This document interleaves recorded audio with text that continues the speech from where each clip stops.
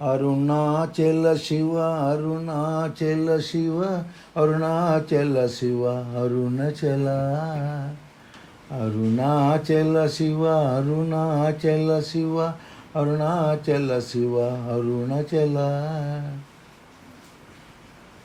అరుణాచలం విచ్చేయుచున్న సత్సంగ సభ్యులు మరియు భగవద్భక్తులు విధిగా అరుణాచల మహత్యము అనే ఆడియోలను తప్పనిసరిగా శ్రద్ధగా ఏకాగ్రతతో వినవలసిందిగా కోరుకుంటున్నాను. భగవాన్ శ్రీ రమణ మహర్షి స్వహస్తములతో వ్రాయబడిన ఈ అరుణాచల మహాత్మ్యము అనే గ్రంథము ప్రస్తుతము ఆడియోల ద్వారా మీ వద్దకు వచ్చుచున్నది. శ్రద్ధగా విన్నవారికి శివానుగ్రహం తప్పనిసరిగా కలిగి అనుభవాన్ని పొందడంలో సందేహం లేదు. అరుణాచల మహత్యము 6వ భాగము ప్రారంభము. తర్వాతి కథను బ్రహ్మ సనకునికి ఈ విధంగా వివరించాడు. సింహవాహనం మీద ఉన్న అంబను మహిషుడు కొండరాలతో కొట్టసాగాడు. మహాకోపముతో దేవి వాని ఆయుధములను ముక్కలు చేసి అనేక రకములైన శస్త్రాస్త్రములతో వాని శరీరమును గాయపరిచింది. పార్వతి చేత గాయపడిన ఆ రాక్షసుడు కొంచెము కూడా చెలింపక యుద్ధోన్మాదంతో విజృంభించాడు. అతడు కామరూపుడు, అంటే కావలసిన రూపాన్ని ధరించగలిగిన వాడు అవుట చేత ఖడ్గ చక్ర శూలము మొదలగు ఆయుధములతోనూ మాయమై ఒక సింహాకారమును ధరించి బిగ్గరగా గర్జించాడు. దేవి వాహనమైన సింహము తెల్లని గోళ్లతోనూ తీక్షణమైన కోరలతోనూ మహిషుడు ధరించిన సింహాకారంపైకి ఉరికి దాని చెంపపై కొట్టి వక్షస్థలమును చీల్చినది. ఇంతలో మహిషుడు పులి రూపమును ధరించి నోరు తెరుచుకొని దుర్గపైకి వచ్చాడు. ఆమె దానిని చంపుటకు తన చేతిని బలముగా చాపి సిద్ధంగా ఉంచినది. నలుపు పసుపు సారలతో కూడి కొండవలే భీతి గొలుపుతూ పులి రూపంలో పరిగెత్తుతూ వస్తున్న మహిషిని అంబ చంద్రుని పోలిన తెల్లని శూలముతో పొడిచివేసినది. ఆ శూలము వాని పులి శరీరం నుండి గాలిలోకి దూసుకొని పోయినది. ఇంతలో మహిషుడు గజరూపమును ధరించి దేవిపైకి రాగా దేవి వాహనమైన సింహము ప్రచండముగా ఘీంకరించి దానిపైకి ఉరికింది. అప్పుడు అతడు గజరూపమును వదిలి ఒక మహావీరుడై నిలిచాడు. దుర్గ తన ఖడ్గ చక్ర ఆయుధములతో వాడి తల నరికివేసింది. మహిషుడు కించెత్తు కూడా చెలింపక అసుర మాయతో తన మహిష రూపమును ధరించి దేవితో యుద్ధమునకు సన్నద్ధుడయ్యాడు. ఇది చూసిన దేవతలు మునులు దేవి మహిషుని తొందరగా సంహరించాలని ఆ కార్యమునకు ఆమె ప్రోత్సహించమని గౌతమ మహర్షిని వేడుకొన్నారు. అప్పుడు గౌతముడు జగన్మాతను సమీపించి, ఓ దేవి, సర్వ జగత్తుకు ప్రాణశక్తివి నీవు. ఓజస్సు జ్ఞానము బలము నీవే. నీవు మోహముచే యుద్ధము ఎందుకు చేస్తున్నావు? జగద్రక్షణకై వీని ప్రాణమును త్వరగా తీసివేయము. గడ్డిపోచ వంటి ఈ అసురుని చంపడానికి ఇంత ఆలస్యం ఎందుకు? తల్లి, కాలాగ్ని వంటి నీ తేజస్సును వాడు భరించగలడా? నీ శక్తిని సమాహితం చేసి త్రిశూలముతో మహిషుని ప్రాణములను సంహరింపుము అని ప్రార్థించాడు.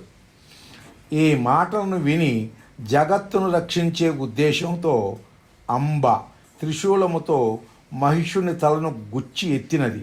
మహాపర్వతం వంటి జగదీశ్వరి ముందు మహిషుడు అశక్తుడై ఆక్రోశిస్తూ తల ఎగిరిపోయి ప్రాణములను కోల్పోయి నేల కూలాడు. త్రిశూలపు పోటుతో రక్తము సముద్రం వలె పొంగి దాని యందు మహిషుని శరీరం పొరిలినది. దుర్గారూపిణైన దేవి మహిషుని తలపై నృత్యము చేయసాగింది. మహిషాసుర మర్ధని అయిన ఆ దుర్గను దేవతలు ఋషులు కీర్తించారు. పుష్పవర్షము కురిసినది. దేవతలందరూ అంబికకు ప్రణమిల్లారు. దేవేంద్రుడు జగదీశ్వరుని స్తుతించాడు. ఓ జగజ్జనని దుర్గాంబిక, సమస్త భూత బీజరూపిణి, నిన్ను భజించు వారి శక్తి భక్తి నీవే. నీవు సర్వ కార్యకారిణివి, పరమం నీవే. కీర్తివి, శాంతివి, దాంతివి, కళ, క్షమ రూపిణివి. ఏకమే అయినా నీవు సమస్త విశ్వరూపిణిగా వెలిసి ఉన్నావు. మా స్థానములు అందు మమ్ముంచి మా శత్రువును సంహరించి నీవు ప్రకాశిస్తున్నావు. తల్లి, నరికిన మహిషుని తల ఇంకా సజీవముగా ఉన్నది. సమస్త దేవతల యొక్క శక్తులతోనూ ఆయుధములతోనూ ప్రకాశిస్తున్న నీ మహిషాసుర మర్దిని రూపము జగములన్నింటికీ పూజించదగినదై ఇక్కడే ప్రతిష్ఠించబడుగాక. నీ మహిమాన్వితమైన రూపము సర్వలోకముల చేత పూజింపబడుగాక. నీ పాదములను శిరస్సును ధరించిన మహిషుడు కూడా లోక పూజ్యుడవుగాక. ఈ విధంగా ఇంద్రుని చేత స్తుతించబడిన దుర్గ శాంతరూపిణి అయి తన సకులతో కలిసి తేజోవంతమైన మహిషుని శిరస్సును చూసి వాని కంఠమునందు వెలుగుతున్న శివలింగమును గమనించింది. ఆ శివలింగమును పూజించడానికి తన చేతిలోకి తీసుకున్నది. రక్తముతో తడిసి ఉన్న ఆ లింగమును ఆమె నీళ్లతో కడుగుటకు ప్రయత్నించగా చిత్రముగా ఆ లింగము దేవి చేతి నుండి ఊడి రాలేదు.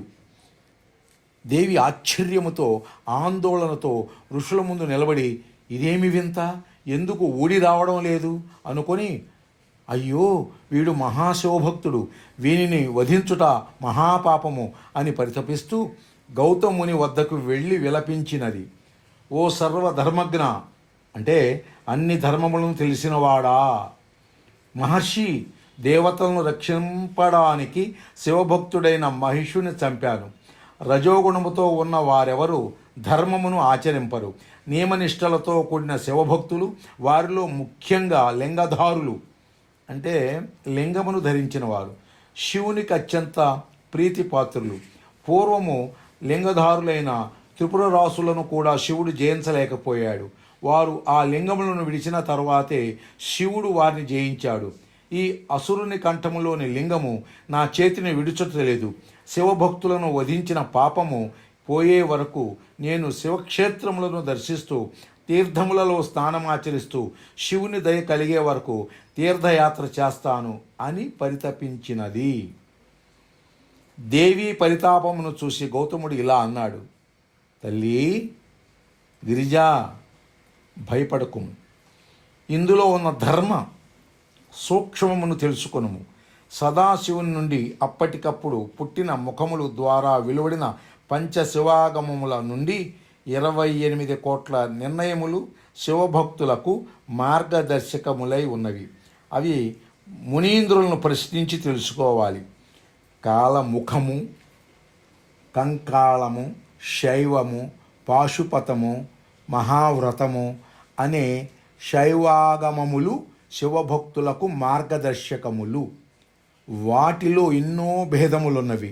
వీటన్నిటినీ వలన లభించే సాధ్య వస్తువు శివుడొక్కడే. చక్కటి ధర్మములను ఆచరించేవారు, ఈర్ష్య ద్వేష మాత్సర్యములు లేనివారు, శివుని ఆజ్ఞను పాలించేవారు, వీరందరిచే వేదములు, యజ్ఞములు, భక్తి మార్గముల ద్వారా ఆరాధింపబడేవాడు శివుడు ఒక్కడే. తపస్సులు జీవహింస చేయరాదు. శివధర్మమును ధిక్కరించిన వారిని వధించడానికి అర్హులు. దీనికి లింగ, పదవి, జాతి వివక్షత లేదు. ఇది ధర్మ విధుల నిర్ణయం. ఈ అసురుడు పూర్వము గొప్ప పుణ్యకార్యములను చేసిన కారణంగా ఐశ్వర్యము పదవి పొందాడు. అందువలన అతడు దేవతలను కూడా జయించాడు. శివునికి ప్రియమైన నీవు ఇతనిని చంపుటకు కారణం అతనికి గల మహర్షుల శాప ఫలమే. అతని చేత అవమానింపబడి హింసింపబడిన మహర్షులు మహిషుడువు కమ్ము అని శపించారు. అందువలన అతనికి ఈ జన్మ వచ్చింది. తక్షణమే అతడు మహిష రూపమును పొంది తనకు శాప విమోచనమును చెప్పమని మహర్షులను వేడుకున్నాడు. వారు అతనికి కామరూప సిద్ధిని ప్రసాదించి శివుని అనుగ్రహం వలన దేవి చేత సంహరింపబడి విముక్తిని పొందుతావు అని తెలిపారు. సిద్ధులను అవమానించిన దోషము ఊరకనే పోదు కదా. సిద్ధుల శాపము చేత మహిషత్వమును పొందిన వీడు వారి అనుగ్రహం వల్ల నీ చేత ఈ విధంగా చంపబడ్డాడు. నీవు ఈ విషయమై విచారించవలసిన పని లేదు. వీనిని సంహరించుటచే లోకానికి శ్రేయస్సు కలిగినది. పరమేశ్వరుని గురించి తపోనిష్టలో ఉన్న నీ చేత ఇతడు సంహరింపబడి శాప విముక్తుడయ్యాడు. నీవు అరుణాచల తేజోలింగమును దర్శింపుము. వీడు పూర్వం మహాభక్తుడే, కానీ మదము చేత లింగధారులను ఎవరూ జయించలేరని తెలుసుకొని ఏ దీక్ష తీసుకోకుండా లింగమును ధరించాడు.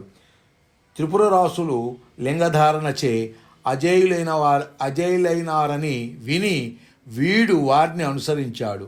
దీక్ష లేకుండా స్వీకరించిన లింగము తన వినాశనానికి కారణమవుతుందని వీడు గ్రహించలేకపోయాడు.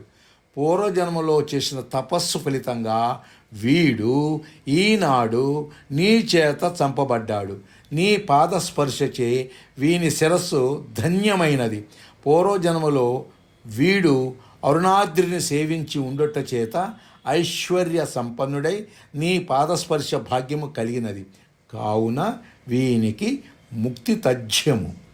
శైవ సిద్ధాంతమును చక్కగా తెలిసిన జ్ఞానులను రప్పించి సర్వదోష నివృత్తికై సర్వతీర్థములను ఒకే చోట ఆవాహన చేసి ఒక తీర్థముగా ఏర్పాటు చేసి అందులో అఘమర్షణ స్నానం ఆచరించినట్లయితే శివభక్తులను చంపిన దోషము నశించును.